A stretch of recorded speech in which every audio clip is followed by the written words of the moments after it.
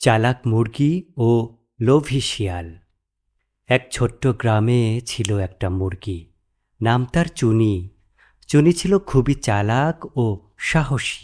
প্রতিদিন সকালেই সে উঠোনে ঘুরে ঘুরে দানা খেত আর আশেপাশে সতর্ক চোখ রাখত।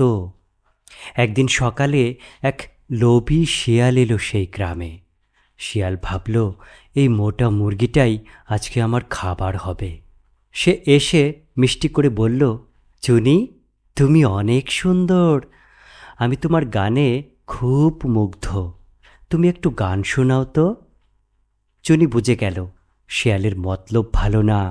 সে মাথা খাটিয়ে বলল, তুমি এত ভালো বলছো, তুমি তো নিশ্চয়ই আমাকে খেতে চাও না, না?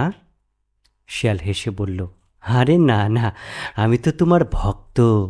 চুনি বলল, তাহলে দাঁড়াও, আমি ডালে উঠে গান গাই, তুমি নিচে শোনো। চুনি এক লাফে মাচায় উঠে গেল। তারপর গলা ফাটিয়ে ডাকতে লাগলো, কক কক কক কক কক কক। আশেপাশের কুকুরগুলো সেই শব্দ শুনে দৌড়ে এলো। শিয়াল ভয় পেয়ে পালাতে লাগলো। চুনি বলল, যে নিজের লোভ সামলাতে পারে না, তার ভাগ্যে কখনো ভালো কিছু হয় না।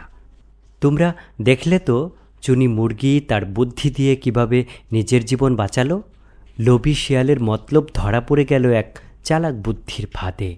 তোমারও কি কখনো এমন করে চালাকি করে ধরে ফেলার অভিজ্ঞতা আছে? কমেন্টে লিখে জানাও তোমার গল্প। গল্পটি ভালো লাগলে অবশ্যই একটি লাইক দাও।